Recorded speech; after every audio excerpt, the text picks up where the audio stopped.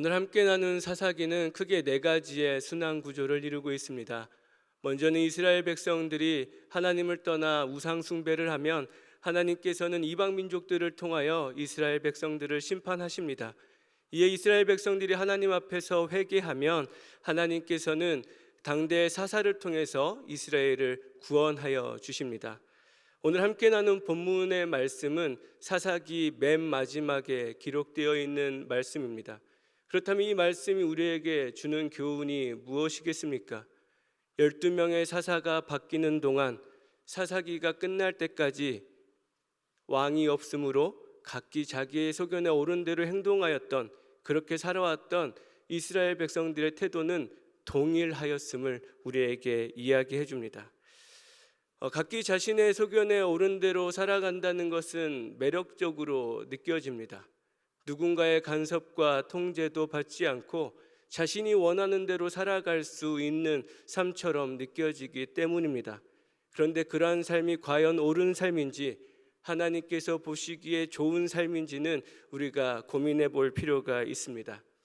오늘 우리가 살아가는 시대도 사사 시대와 크게 다를 바가 없습니다. 포스트 모던 시대를 지나 후기 포스트 모던 시대를 살아가고 있는 우리들의 삶의 자리는 어떠합니까? 서로의 이야기들을 존중해 주어야 되고 경청해 주어야 되고 생각과 가치관을 존중해 주어야 합니다. 또 나의 생각이 진리가 될 수가 있고 나의 외침이 정의가 될 수 있는 세상, 각기 소견에 옳은 대로 살아가는 세상입니다. 이스라엘의 왕이 없다고 했었는데 오늘 살아가는 우리 이 시대도 왕은 존재하지 않지요. 물론 대통령은 존재하지만 대통령은 왕과는 다른 모습입니다.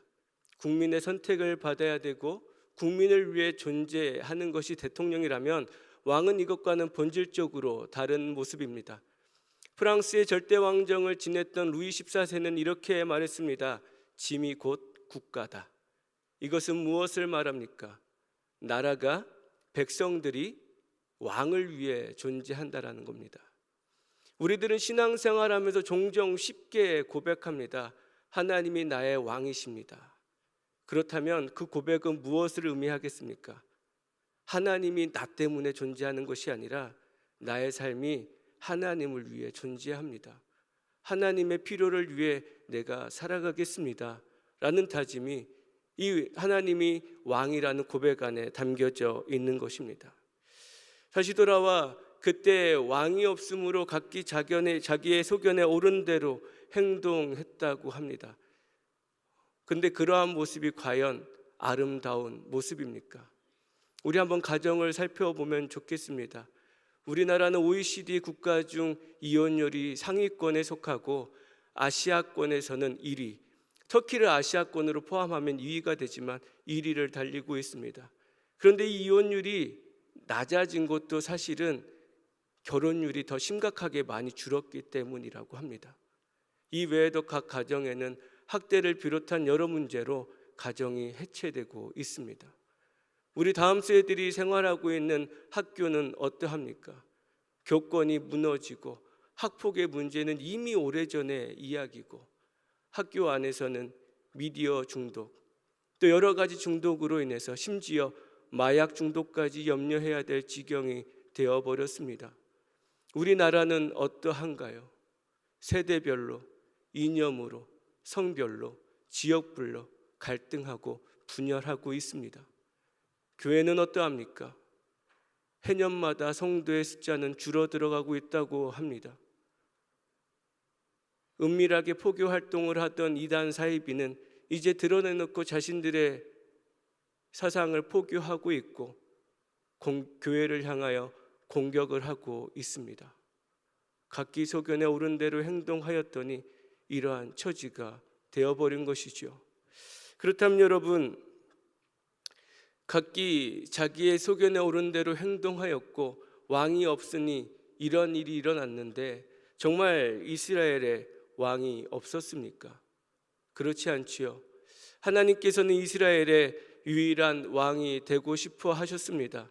그래서 사사를 통하여 백성들을 재판하게 하셨고 하나님만이 이스라엘의 유일한 왕이 되고자 하셨습니다.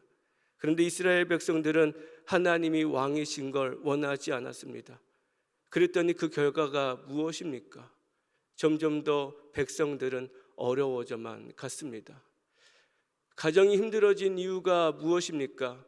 가장의 고난이 땅에 떨어졌기 때문입니까? 그렇지 않지요.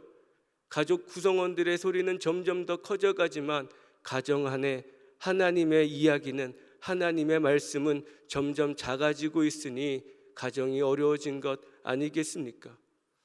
다음 세대들은 왜 점점 더 힘들어져 갑니까? 신앙으로 다음 세대들을 양육하지 않고 다음 세대들을 숫자로만 바라보며 더 좋은 숫자 안에 집어넣으려고 하는 어른들의 마음가짐이 다음 세대들을, 학교를 병들게 하고 있는 것 아니겠습니까? 교회가 왜 점점 힘들다고 합니까? 주님이 몸 되신 교회가, 예수 그리스도의 피로 사신 교회가 하나님이 왕 되지 못하고 사람들이 왕의 자리에 있으려고 하니 교회가 어려워져 가고 있는 것 아니겠습니까? 사무엘상 8장 7절의 말씀입니다. 여호와께서 사무엘에게 이르시되 백성이 내게 한 말을 다 들으라. 이는 그들이 너를 버림이 아니요 나를 버려 자기들의 왕이 되지 못하게 함이니라. 아멘. 사랑하는 여러분, 이 모습이 오늘날 우리들의 모습을 보는 것 같지 않습니까? 나의 삶의 주인을 끊임없이 나라고 고백하고 하나님을 왕의 자리에 모시는 것이 아니라 나의 삶의 곁가지에 두며 나의 필요에 따라서 하나님을 이용하려고 하는 우리들의 모습을 보여주는 것 같지 않습니까? 사무엘상 8장 10절 이하에서 사무엘은 이스라엘 백성들에게 외칩니다. 너희가 인간의 왕을 세우면 그 왕은 너희 아들들을 데려다가 군인으로 삼아서 전쟁을 치를 것이다. 너희 딸들을 시녀로 데려갈 것이다. 너희의 재산을 세금으로 걷어갈 것이다. 그럼에도 불구하고 너희가 왕을 세우겠느냐? 그때 이스라엘 백성들은 세우겠다고 대답합니다. 이들이 이방 민족들로 하여금 어려움을 당하게 된 이유가 무엇입니까? 왕이 없기 때문이었습니까? 그렇지 않지요. 우상 숭배했기 때문입니다. 하나님을 떠나 우상 숭배하여서 이들이 이방 민족으로부터 어려움을 당하게 된 것인데, 이들은 지금 자기들에게 유력한 지도자가 없기 때문에 이렇게 어려운 형편에 처하게 됐으니 왕을 달라고 소리치고 있습니다. 이들이 너를 버림이 아니라 나를 버렸다라고 말씀하시는 그 하나님의 음성이 오늘 우리에게 왜 이렇게 씁쓸하게 슬픔으로 다가오고 있습니까? 어쩌면 오늘을 살아가는 우리들의 삶도 이 당시 이스라엘 백성들과 크게 다르지 않기 때문은 아니겠습니까? 그렇다면 우리는 다시 한번 하나님을 우리의 왕으로 고백하고 하나님이 우리들의 삶 가운데 왕 되시게 해야 합니다.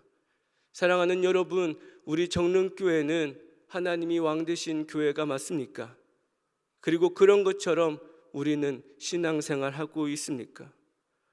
하나님이 우리 교회의 왕이 되어주시고 나의 삶의 왕이 되어주신다면, 주인이 되어주신다면 우리들의 삶은 하나님께도 주시는 평안함과 행복 가운데 머무를 수 있을 것입니다.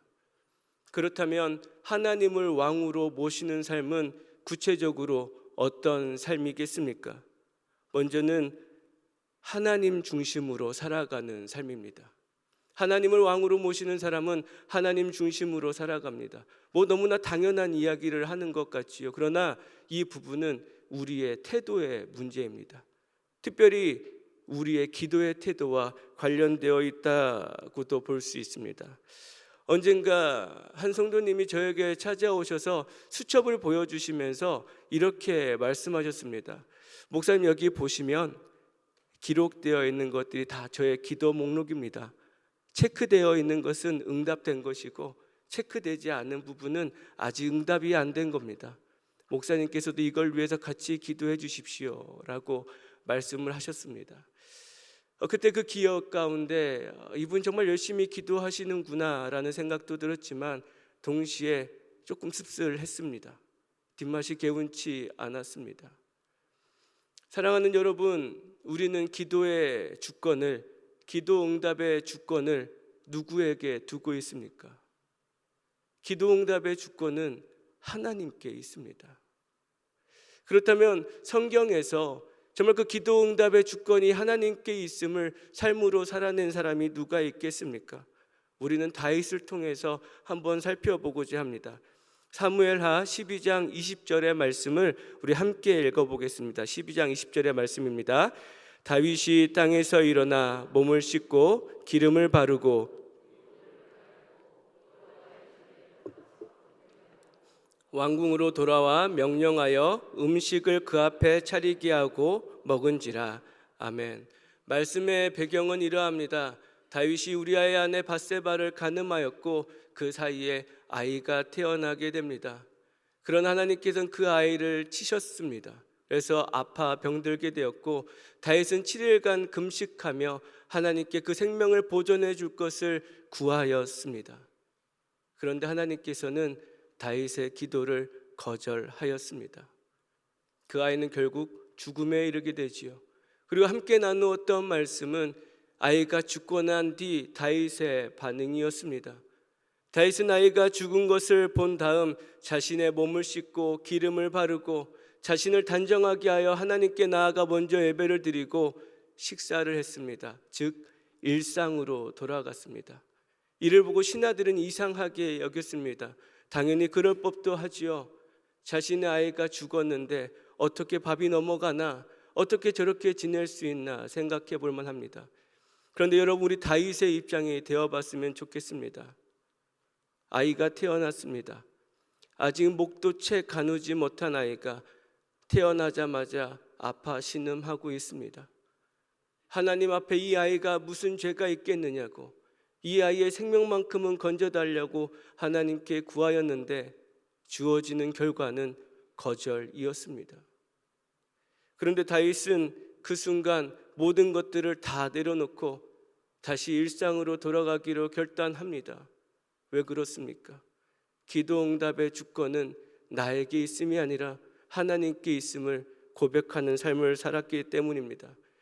이러한 삶이 단편적으로 보기에는 절망으로 끝나는 것 같지만 길게 봤을 때는 오히려 은혜가 되었습니다. 우리 사무엘하 12장 24절 25절의 말씀을 다시 한번 읽어보겠습니다. 다윗이 그의 아내 밧세바를 위로하고 그에게 들어가 그와 동침하였더니 그가 아들을 낳음에 그의 이름을 솔로몬이라 하니라.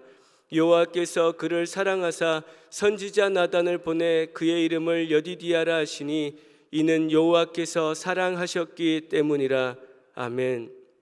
사랑하는 여러분, 다윗의 기도는 절망으로 끝나지 않았습니다. 거절로 끝나지 않았습니다. 오히려 하나님의 사랑으로, 은혜로 응답되었습니다.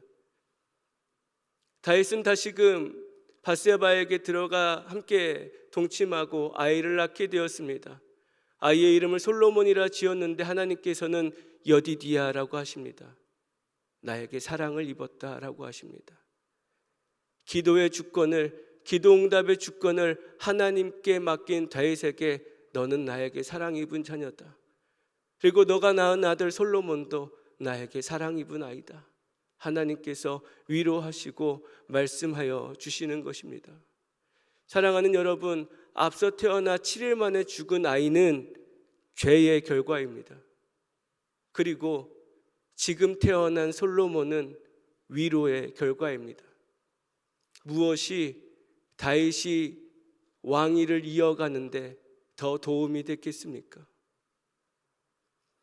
우리의 기도가 거절될 때 지금 당장은 단편적으로는 나의 마음 가운데 절망이 될 수 있겠지만 하나님께서는 선한 분이십니다. 반드시 좋은 것으로 우리에게 응답하여 주시는 분입니다. 그러니 여러분, 기도 응답의 주권을 하나님께 맡기시기 바랍니다. 그러한 삶이야말로 하나님 중심으로 살아가는 삶입니다.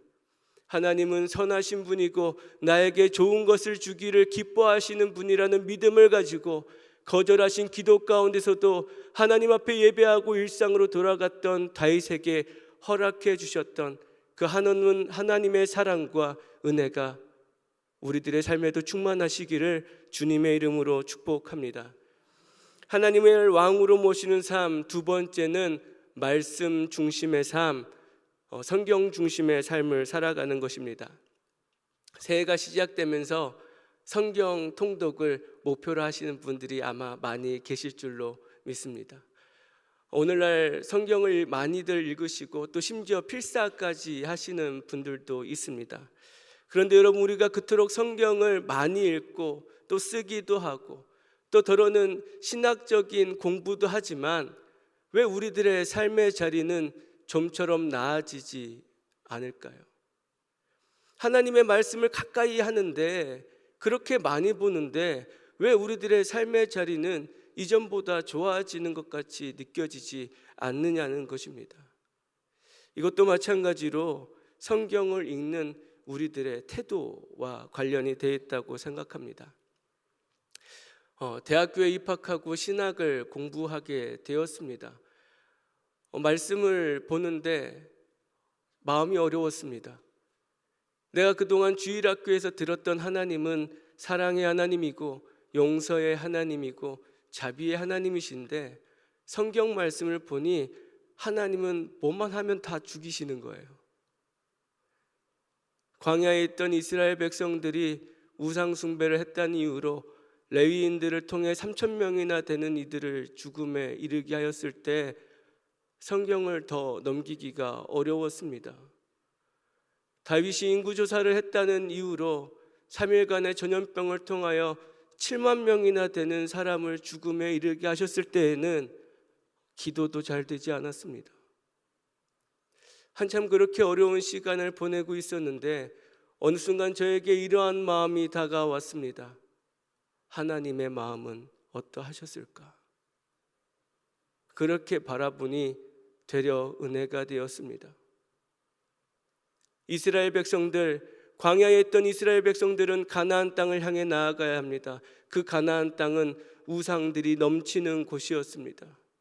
그런데 이들이 우상이 넘치는 그 가나안 땅에 들어가기 전부터 우상 숭배를 하고 있을 때, 우상 숭배의 끝은 멸망이라는 것을 알려주기 위하여서 하나님께서 직접 기름 부으신 레위인들의 손에 3,000명이나 되는 자신의 백성들의 피를 묻히셨을 때 하나님의 마음은 어떠셨을까요? 하나님이 원하셨던 왕정체제는 아니었지만 이스라엘 왕은 누구보다도 하나님을 잘 믿고 신앙의 모범이자 모델이 되어야 하는데, 어느 순간 하나님의 은혜를 잃어버리고 자신의 세력이 얼마나 되는지 판단하고자 인구조사하는 다윗을 향해,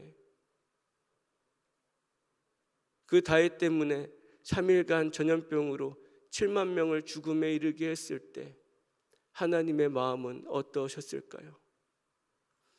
수많은 선지자들과 예언을 통하여 하나님의 사랑을 드러내셨지만 끝끝내 백성들이 그 사랑을 받아들이지 못하자 하나뿐인 독생성자 예수 그리스도를 십자가에 못 박으실 때 하나님의 마음은 어떠셨을까요?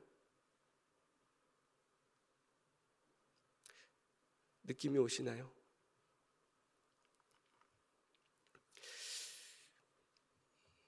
그렇게 바라보니 하나님의 은혜가 크게 느껴졌습니다. 우리가 성경을 바라볼 때 우리는 어떠한 자세로 성경을 봐야 하냐면 하나님의 마음을 헤아리려는 그 마음으로 우리가 성경을 봐야 합니다. 특별히 성경에 그러한 마음가짐으로 살아왔던 인물이 있는데요, 우리가 앞서 다루었던 하나님께서 여디디아라고 불렀던 솔로몬의 삶을 통해서 우리가 그 삶이 어떤 삶인지 한번 살펴보겠습니다. 열왕기상 3장 9절의 말씀입니다. 누가 주의 이 많은 백성을 재판할 수 있사오리까? 듣는 마음을 종에게 주사 주의 백성을 재판하여 선악을 분별하게 하옵소서. 아멘. 솔로몬이 왕이 되고 나서 기브온에 올라가서 하나님께 1,000번제를 올려드렸습니다. 하나님께서는 이 솔로몬의 1,000번제를 기쁨으로 받아주시고 그날 솔로몬의 꿈에 나타나 내가 너에게 무엇을 해줄까? 솔로몬에게 물어보십니다. 이때 솔로몬이 하나님께 구했던 것은 우리가 지혜라고 알고 있는데요, 오늘 말씀에 보니까 듣는 마음이라고 합니다. 이 듣는 마음이 NIV 성경에는 discerning heart라고 기록되어 있는데 직역하자면 분별하는 마음입니다. 즉 솔로몬이 하나님께 구했던 것은 하나님, 제가 하나님의 마음이 어떤지, 하나님의 뜻이 무엇인지 분별할 수 있는 능력을 제게 주십시오 구했던 거예요. 즉 이런 것이지요. 하나님, 이스라엘은 하나님께서 세우신 하나님의 나라인데 왕인 저에게 하나님의 마음을, 하나님의 뜻을 헤아릴 수 있는 능력을 주셔서 제가 이 나라를 하나님이 원하시는 대로, 하나님의 뜻대로 통치하게 해주십시오 라고 기도한 것입니다. 구한 것입니다. 그러자 하나님께서는 무엇이라고 말씀하십니까? 너가 나에게 부와 명예도 구하지 않고 이 듣는 마음을 구하였으니 내가 너에게 부와 명예까지도 더하겠다고 약속하여 주십니다. 사랑하는 여러분, 우리가 하나님의 말씀을 읽을 때 필요한 자세가 바로 이 discerning heart, 듣는 마음입니다. 오늘 내가 읽는 말씀을 통하여서 하나님께서 나에게 원하시는 것은 무엇일까? 이 말씀을 통해서 하나님께서 나에게 원하시는 반응은 무엇일까? 우리는 그 마음을 가지고 하나님 말씀 앞으로 나아가야 합니다.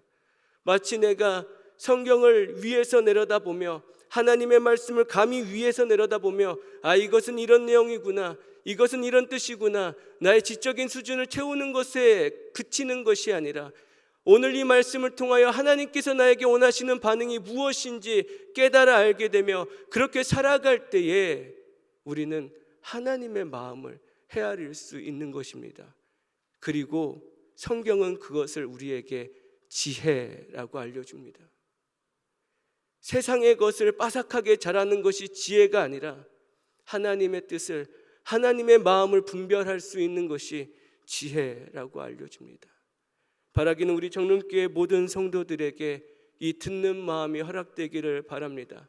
그래서 말씀을 읽으면 읽을 때마다, 읽으면 읽을수록 하나님의 마음이 너무너무 느껴져서 하나님 앞에 기쁨으로 순종하고 기쁨으로 예배하는 삶을 살아가는 우리 모든 정릉교회 성도들이 되시기를 주님의 이름으로 축복합니다. 마지막으로 하나님을 왕으로 모시는 삶은 예배 중심의 삶입니다. 생각해보면 한국교회만큼 예배를 많이 드리는 나라가 있을까라는 생각도 듭니다. 주일 예배, 새벽 기도회, 수요 기도회, 금요 기도회, 또 때에 따라서는 부흥회나 사경회까지 또 하니 얼마나 많은 예배를 드리고 있습니까? 그런데 우리가 고민해야 될 부분이 있습니다. 우리가 이처럼 많은 예배를 하나님께 드리고 있는데 과연 하나님께서는 우리들의 예배를 받아주고 계시는지 말입니다. 사랑하는 여러분, 예배의 주권도 하나님께 있습니다. 우리는 하나님께 예배를 올려드리지만 하나님께서는 우리의 예배를 거절하실 수 있는 분입니다. 우리는 가인을 통하여서, 가인의 제사를 통하여서 잘 알 수 있습니다. 우리가 드리는 예배, 하나님께서 받아주시려면 우리가 드리는 예배가 하나님 받으시기에 기쁨이 되는 예배가 되어야 할 텐데, 그러면 우리가 어떻게 하나님께 예배를 드릴 때에 하나님께서는 그 예배를 기쁨으로 받아주실 수 있겠습니까? 이 시간 하나님께서 기뻐하셨던 왕 요시야의 삶을 통해서 함께 살펴봤으면 좋겠습니다. 열왕기하 23장 21절에서 22절까지의 말씀을 함께 읽겠습니다. 왕이 무 백성에게 명령하여 이르되